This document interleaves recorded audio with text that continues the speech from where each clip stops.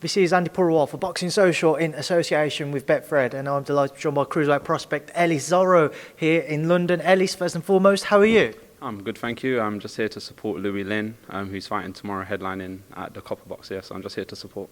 We will come on to Louie shortly. Unfortunately, you had a bit of frustrating news. You was due to be on the Saturday show headlined by Sonny Edwards until Sonny's unfortunate injury only a few days ago, meaning your fight will no longer be going ahead and unfortunately couldn't get moved onto the Friday card. So just, your initial reaction to that news?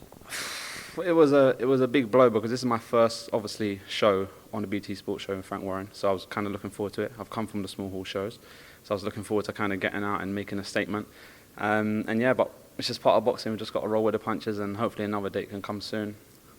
How well had your camp gone, and how was you feeling ahead of what would have been Saturday night?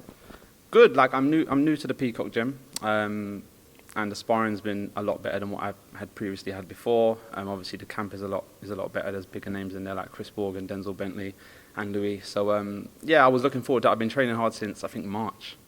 But yeah, again, it's just part of it. I was looking forward to it, but I just have to pick myself up and go again. You mentioned picking yourself up. Have you had any kind of initial talks about when you might be able to get a rescheduled date? It's quite fresh, so no. Like I know they spoke about October 9th in Birmingham, which is, 4 weeks from now or something like that. But yeah, we'll see. I haven't had nothing confirmed, so I don't want to get my hopes up just yet. We will come on to Louis shortly, but just to stick with your division, the cruiserweight division, there's so many fantastic potential fights there for you once you obviously reach that stage yourself. Do you kind of lick your lips when you do look at the domestic scene at least? Yeah, I mean, like I've had 9 fights, I'm 9-0. Even the most experienced guys in my division haven't had that much more fights, although it is, they've done more 10-rounders and championship bouts. But yeah, from, Chris Billam, Richard Riakporhe, Isaac Chamberlain, Mikel Lawal, we're all kind of in the same kind of bunch. We're 1 or 2 fights away from each other. So I did want to kind of get the ball rolling so that I can kind of, establish myself and get on that level. But it is what it is. I'm sure I'll get there in time. So how quickly do you see yourself actually getting back into contention there to be able to put your own name in the same category as all of those that you've just mentioned? Well, I'm currently mandatory for the Southern area. I was meant to have that bout, but that bout fell through.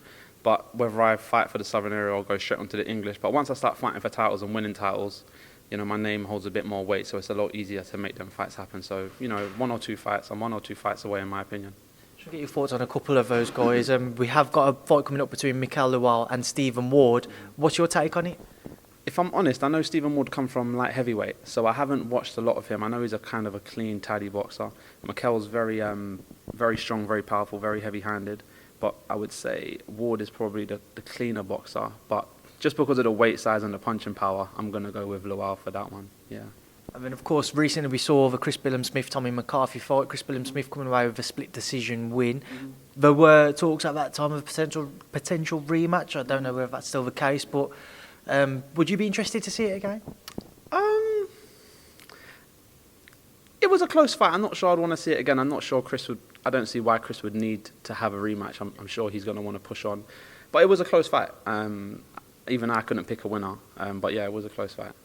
Well, of course, as you mentioned, you're down here to support Louie Lynn. How has Louie been looking ahead of what is a massive opportunity for him headlining a BT show at the Copper Box?